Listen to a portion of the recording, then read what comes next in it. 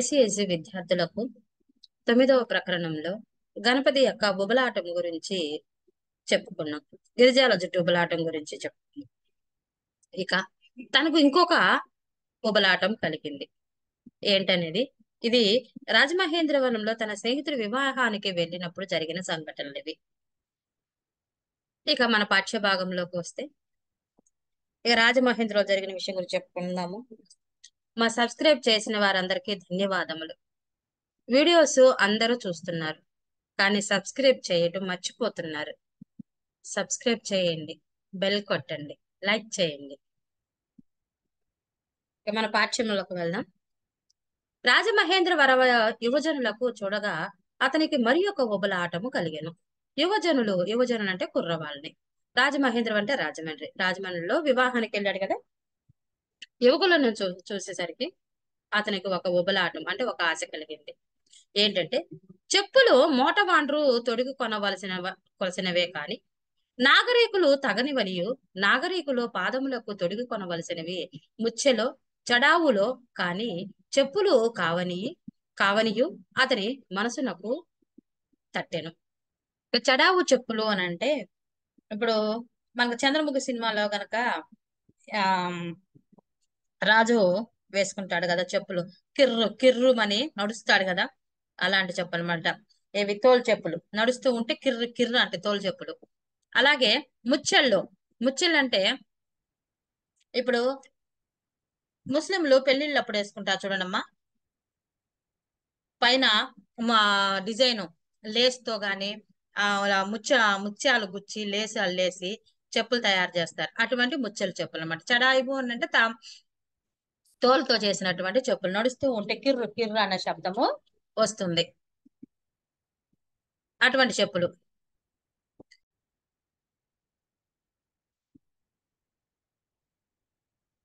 కానీ ఇక ఎప్పుడైతే అక్కిర్రు కిర్రుమని చెప్పులు వేసుకొని తిరగాలి అని అతని మనసు ఇక కుదుట పడలేదు, అలాంటి చెప్పులే వేసుకోవాలని. తట్టిన తోడనే అతడు తన పాత చెప్పులు అమ్మ చూశాను. తట్టిన తోడ అంటే తనకు ఆలోచన వచ్చిన వెంటనే తన పాత చెప్పులు అమ్మేసి ఆ వచ్చిన డబ్బులతో చెప్పులు కొనుక్కుందాం అనుకున్నాడు.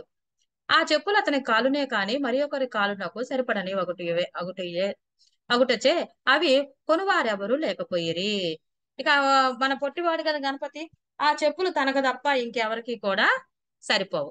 అందుకని ఎవరు కొనడానికి ముందుకు రాలేదు. సంపాదించిన డబ్బులు చాకలి వాండ్రకు లంచమిచ్చుట కింద పడినందున కొత్త జోడు కొనుటకు అతని కడ డబ్బు లేకపోయెను. తన ఈ శ్రాద్ధ భోజనాల వల్ల లేకపోతే పెళ్లికి వెళ్ళాడు కదా, పెళ్లికి వెళ్ళిన తర్వాత వాళ్ళు దక్షిణ తాంబూలాలు ఇచ్చుంటారు కదా, ఆ డబ్బులన్నీ కూడా చాకలి వాడికి ఇవ్వవలసి వచ్చింది. ఎందుకు? ఆమెతో దొంగతనం చేసి గిరిజాల జుట్టు కోసం పూసుకున్నాడు కదా, ఎవరికి చెప్పకుండా ఉండటం కోసం చాకలి వాడికి లంచం ఇచ్చాడు. కాబట్టి కొత్త జోడు అంటే చెప్పులమ్మ, ఇది మాండలిక పదం. ఇక కొనడానికి అతని దగ్గర డబ్బులు అయితే లేవు. అది కాక ముచ్చెలు కొనుట మంచిదా, చడావులు కొనుట మంచిదా అను విషయము అతడు విచారణ చేయతొడంగి సంగటి కాండ్ర అడగచొచ్చెను. ఇక ముచ్చెల చెప్పులు కొనాలా లేకపోతే ఆ లేక ఈ చడావు చెప్పులు కొనాలా అని చెప్పేసి సంగటి గాండ్రు అని అంటే తన స్నేహితులను అడగటం మొదలుపెట్టాడు. మిట్ట ముచ్చెలు నీ కాలికెంతో అందముగా ఉండును.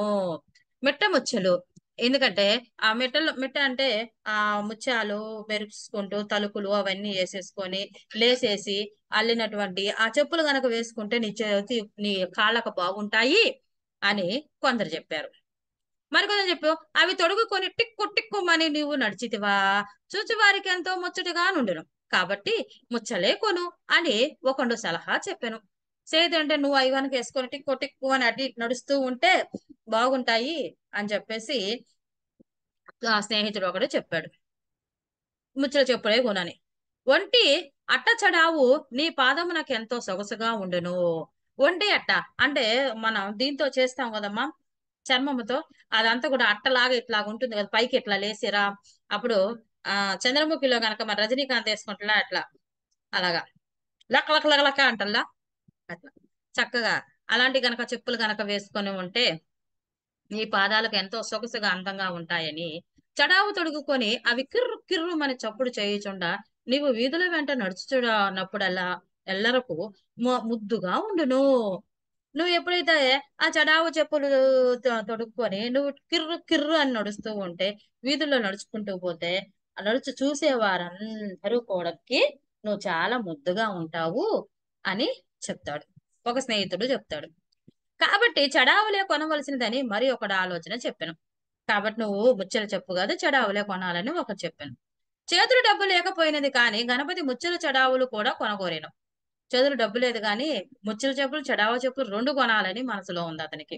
రెండింటిని కొనమని అడిగిన బాగుండదని తనలో తాను విచారించుకొని పెండ్లి కుమారుని కడకరిగి కొంతసేపు ఆ మాట ఈ మాట అలాడి అతడు కూడా తన గిరిజాల విషయమై కొంత పరామర్శ చేసిన పిదప తన మనోరథం మెరింగింపదలంచి ఇట్లనియే ఇట్లు ప్లస్ అనియే ఉత్వసంది. ఇక తన స్నేహితుడి దగ్గరికి వెళ్తాడు. ఏది ముచ్చలు చెప్పు కొనాలని, చడావ చెప్పులు కొనాలని. ఇక రెండుగా కొనాలి అని చెప్పేసి తన పెండ్లి కుమారుడి దగ్గరికి కరిగి అంటే వెళ్ళి కొంతసేపు ఆ మాట ఈ మాట్లాడి అతడు గిరిజాల గురించి గిరిజాల చుట్టూ పెంచుకున్న విధానం గురించి కూడా పరామర్శించి కొంత చెప్తూ ఉంటారు ఇద్దరు మాట్లాడుకొని. ఆ తర్వాత తన మనోరథ మనహ ప్లస్ రథ విసర్గ సంధినన్న సరే. కాబట్టి ఇలాగా తన మనసులో బాధ ఆలోచనని ఎరింగింపి అంటే తలచి ఇక తన మనసులో తెలియజేయాలని అనుకొని ఆ పెళ్లి కుమారుడితో ఈ విధంగా అన్నాడు. ఈ వింత వైభవముగా వివాహము చేసుకొనుచున్నందున నాకేదైనా మంచి బహుమానం నీవు చేయవలెను. నువ్వు ఇంత వైభవంగా వివాహం చేసుకుంటున్నావు కదా, మరి నాకేదైనా బహుమానం ఇవ్వవా అని చెప్పేసి గణపతి పెళ్లి కుమారుణ్ణి అడుగుతాడు. ఎలాగైనా నీ ఒక జామరు గుడ్డ నాకు ఇయ్యకపోవు. నువ్వు ఎలాగైనా ఒక పట్టు వస్త్రము ఇస్తావు కదా నాకు. జామరు గుడ్డ అంటే పట్టు వస్త్రం. జామరు నాకు అక్కర్లేదు, ఆ పట్టు వస్త్రాలు నాకు అక్కర్లేదు. ఈ మధ్య షోడశ బ్రాహ్మణార్థములలో నాకు 7-8 గుడ్డలు దొరికినవి. అంటే షోడశ బ్రాహ్మణార్థం మనం చనిపోయినప్పుడు బ్రాహ్మణార్థానికి వెళ్తావు కదా. షోడశ అంటే 16 రకాల దానాలు చేస్తారు కదా. 16 రకాల దానాలలో ఈ పట్టు వస్త్రాల దానం కూడా ఉంది కదా. ఆ వస్త్రదానం వల్ల ఏం చేస్తున్నారు, మనకి పట్టు వస్త్రాలను దానం చేస్తారు. బ్రాహ్మణ ప్లస్ అర్థము బ్రాహ్మణుడు అర్థించటం అడగటం. ఇలా పట్టు వస్త్రాలు నాకు చాలా దొరికినవి. బట్టల కరువు లేదు. బట్టలకి నాకు కరువు అయితే లేదు. నాకు ఇప్పుడు కావలసినది మంచి పెద్దాపురపు పైజార్ల జోడు. ఇప్పుడు నాకేంది పెద్దాపురం వాళ్ళు వేసుకుంటే పైజార్ల పైన లేసులు అల్లేసి తలుపులు అల్లేసి ముత్యాలు పెట్టేసి అట్లాంటి చెప్పులు ఉంటాయి కదా. నాకు అలాంటి జోడు కావాలి. జోడు అంటే చెప్పులమ్మా. పొట్టివాడ నగుడు చేత మిట్ట పైజార్ల జోడు కాకాలి అందముగా ఉండునని మన వాళ్ళు చెప్పినారు. నేను పొట్టివాడిని కదా, నా కాలు కూడా చిన్నది కదా. అలాంటి పైజారులు జోడు గనక వేసుకున్నాను అనుకో, అలా తలుపు బెలుకులతో అలా చెప్పులు వేసుకున్నాను అనుకో, చాలా అందంగా ఉంటుందని చెప్పి మన వాళ్ళందరూ అంటున్నారు. దాని ఖరీదు ₹1/2. ఆ చెప్పులు కొనాలంటే ₹1/2. ఎలాగైనా నీవు నాకు అది కొనిపెట్ట తప్పదు. నాకు అది పట్టు వస్త్రాలు వద్దు. ఎలాగైనా సరే నువ్వేదో ఒకటి ఇస్తావు కాబట్టి నాకు అలాంటి చెప్పులు ఒకటి నాకు కొనిపెట్టాలి. ఒక ₹1/2 నువ్వు ఇస్తావు కదా నాకు, కాబట్టి ₹1/2 పెట్టి నాకు చెప్పులు కొనిపెట్టు అని అడుగుతాడు. ఏమిటి అభిప్రాయము, నా కోరిక తీర్చదవా లేదా అన్నప్పుడు పెండ్లి కుమారుడు ప్లస్ ఇట్లు ప్లస్ అనియే. ఇక ఏంటి నీ అభిప్రాయం చెప్పవేంటి, నాకు కొని పెడతావా లేదా అని అడుగుతాడు. నా కోరిక తీరుస్తావా లేదా అని అన్నప్పుడు పెండ్లి కుమారుడు ఈ విధంగా అంటాడు. నా దగ్గర డబ్బులు లేవు, నాలుక పెరిగి కొన్నాను. మా తండ్రి నా చేతికి రాగి డబ్బైనా ఇయ్యడు. తదస్యము నాడు నీవు చూచితివి కదా, రూపాయి సంభావన వచ్చునని బ్రాహ్మణులు ఎంతో ఆశపడి రాగా మామయ్య బేడ ఇచ్చి సాగనంపినాడు. బ్రాహ్మణులు తోరణములు తెంపినారు. ఎంతో గందరగోళమైనది. నీ సంభావన డబ్బులు ఏమి చేసుకున్నావు, అవి పెట్టుకొనరాదా అని అతడు పలుక గణపతి గోదావరిలో స్నానము చేయుచుండగా మూట విడిపోయి సంభావన డబ్బులు పడిపోయినవి. ఇక ఏమని చెప్తాడు పెళ్లి కుమారుడు, నా నాలుక తెగ్గోసినా కూడా నా దగ్గర అయితే డబ్బులైతే లేవు. మా తండ్రి చూసావు కదా, నాకు రాగి డబ్బు కూడా మా తండ్రి ఇవ్వడు.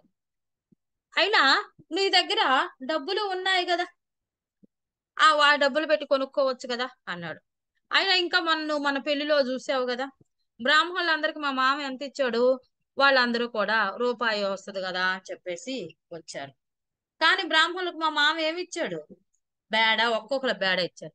వాళ్ళు పెళ్లి మండపాన అంతా గందరగోళం చేసి వెళ్ళారు. తోరణాలు తెంచి ఇలా చేసి వెళ్ళారు. అయినా నీ దగ్గర సంభావన డబ్బులు ఉన్నాయి కదా, అవి పెట్టి కొనుక్కోరాదా అని చెప్పేసి ఆ పెళ్లి కుమారుడు పలుకుతాడు. ఆ మాటలకు మన గణపతి ఏమంటున్నాడు చూడండి. గోదావరిలో స్నానము చేయుచుండగా మూట విడిపోయి సంభావన డబ్బులు పడిపోయినవి. నీ వంటి వాని ఆశ్రయించినందుకు నా కోరిక తీరకపోవలసినదేనా?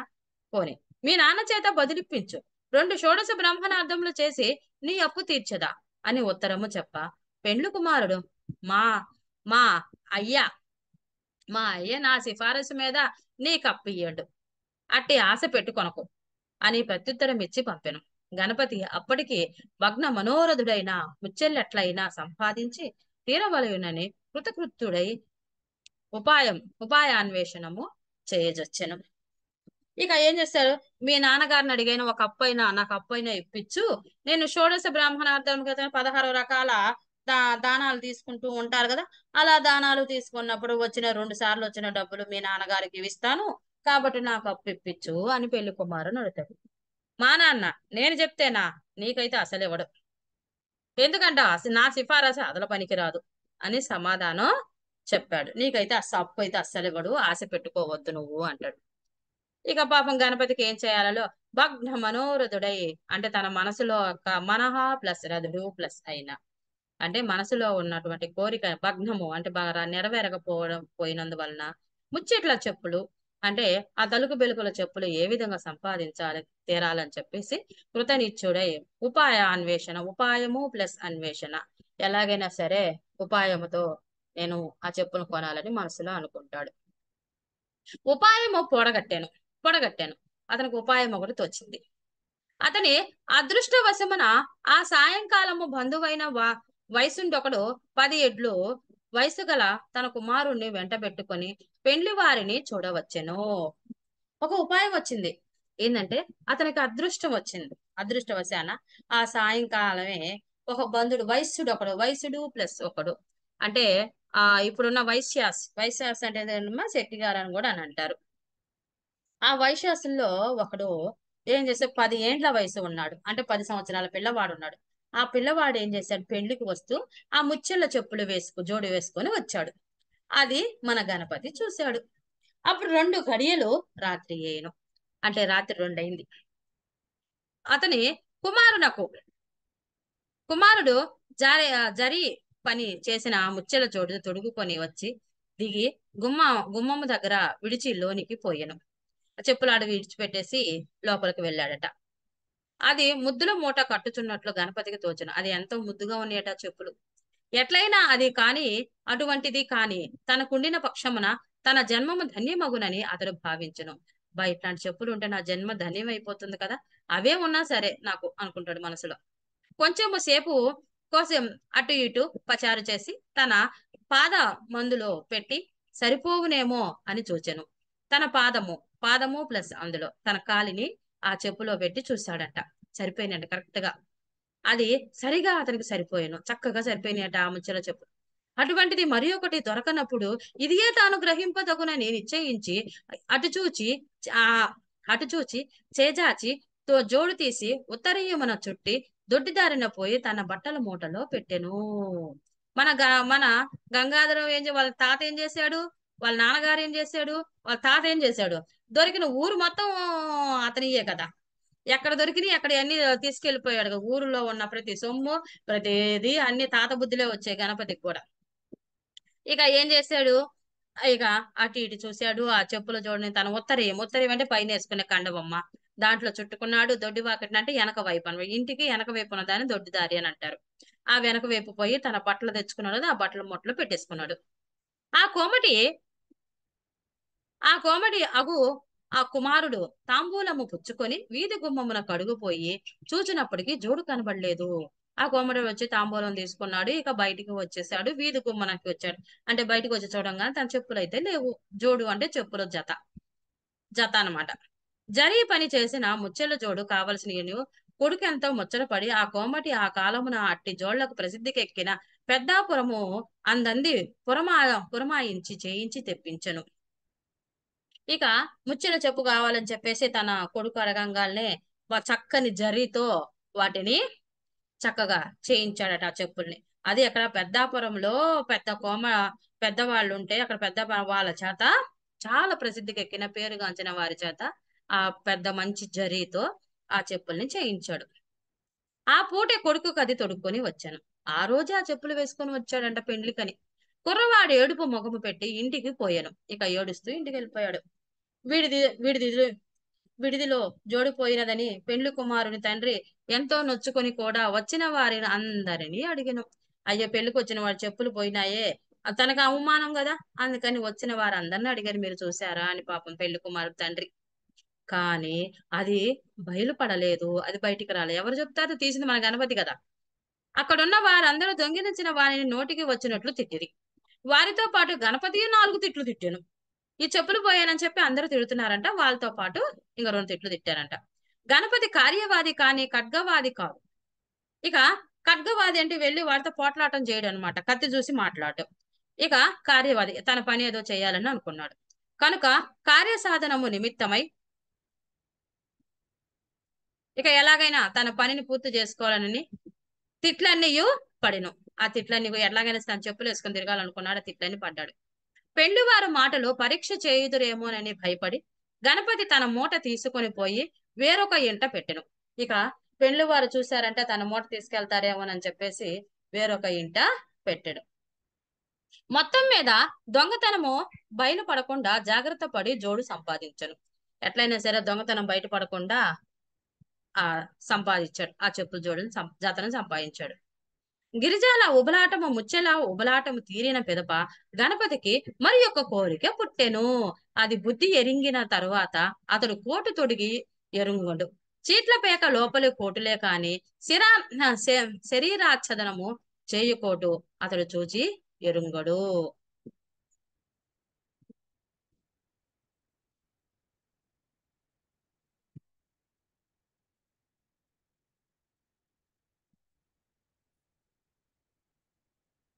ఇక ఎలాగైనా ఇప్పుడు ఎలాగైతే చెప్పుల జోడైతే ధరించాడు కదా. ఇక వెంటనే గిరిజాల జుట్టు సంపాదించాడు, ముచ్చెల చెప్పు సంపాదించాడు. అది చూడంగానే అయిపోయినాక మళ్ళీ ఇంకొక కోరిక అతనికి పుట్టింది. ఏంటది? కోటుగుడ్డలు. అంటే తన పైన కోటేసుకోవాలనిపించింది. పుట్టి బుద్ధి ఎరిగిన తర్వాత అతడు కోటు తొడిగిన ఎరుంగడు. తను పుట్టిన తర్వాత ఎప్పుడు కోటేసుకొని ఎరగడు అనమాట. చీట్ల పేక లోపల కోటులే కాని శరీరాచరం కోటు అతడు చూచి ఎరుంగుడు. ఇక చీట్ల పక్క వేసేటప్పుడు డబ్బులు వేస్తాడే తప్ప శరీరాచ్ఛదనమకు, అంటే శరీర ప్లస్ ఆచ్ఛాదనకు, శరీరం అందంగా ఉండటానికి వేసే కోట్ అయితే అతను ఎప్పుడు వేయలేదు, ఎరుగడు, తెలియదు. తల్లి చిన్నప్పుడు ముద్దు నిమిత్తము బొందులు చొక్కాలు 2 కుట్టించెను. కానీ అవి చిరిగిపోయెను. ఇక బొందులు చొక్కాలంటే మన కోట్ ఎలాగుంటుందో మెత్తగా లోపల 2, 3 క్లాతులు వేసి కుట్టినట్టుంటది కదా. ఆ చిన్నప్పుడు ఏదో బొందులు చొక్కాలు ఏటో 2 కుట్టించాడు. అవి అయితే ఇప్పుడు లేవు, చిరిగిపోయాయి. కోటు తొడిగిన మనుషుడు అతడిని ఎంతో విచిత్ర పరుండు అగు కనపడెను.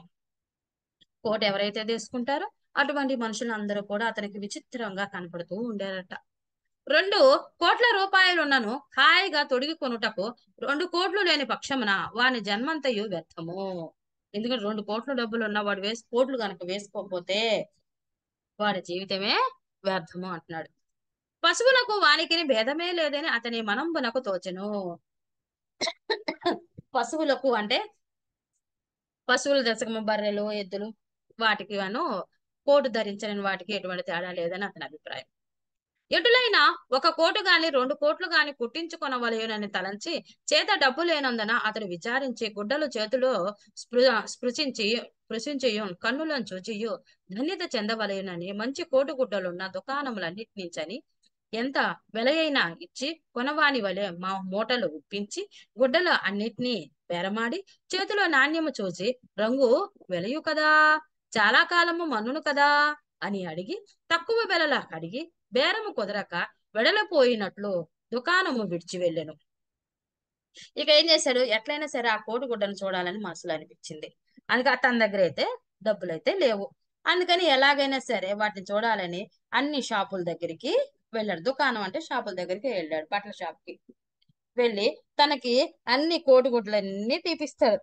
అన్ని తీపిచ్చి అన్ని చూసి పట్టుకొని చూసి ఇది నాణ్యత లేదే, ఇది సరిగా లేదే ఆయన బేరము ఏంది 10 రూపాయలు ఇది ఎక్కువ చెప్తున్నావు, ఇంకా తక్కువే కదా అని అట్లా బేరం కుదరనట్టుగా నటించి, తన దగ్గర అయితే డబ్బులు ఉన్నాయా అసలు లేవు, కానీ బేరం కుదరనట్టుగా నటించి దుకాణం నుంచి వెళ్ళిపోతూ వచ్చాడు.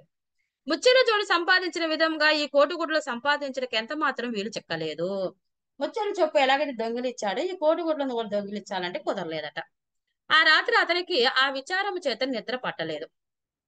అయ్యో కోటిగుడ్డు లేదే, నీ కోట్లు ధరించలేదే అని చెప్పేసి అతనికి నిద్ర పట్టలేదంట బాధతో. అప్పుడప్పుడు తన మనంబున ఇట్లా అనుకొనను, తన మనసులో ఇలా అనుకుంటున్నాడు అప్పుడప్పుడు, తద్దినములకు షోడశములకు బ్రాహ్మణులకు పనికి మాలిన సైనిక గుడ్డలు ఇచ్చెదరు, కానీ శుభ్రమైన కోటగుడ్డలు 2-3 తెచ్చి ఇచ్చిన పక్షమున ఎంత బాగుండును. ఇక్కడ ఏమనుకుంటున్నాడు, అందరు సైనిక గుడ్డలు తెలుసు కదమ్మా, సైనిక గుడ్డలు అంటే మన ఖాదీ గుడ్డలు అనమాట, ఖద్దరు గుడ్డలు.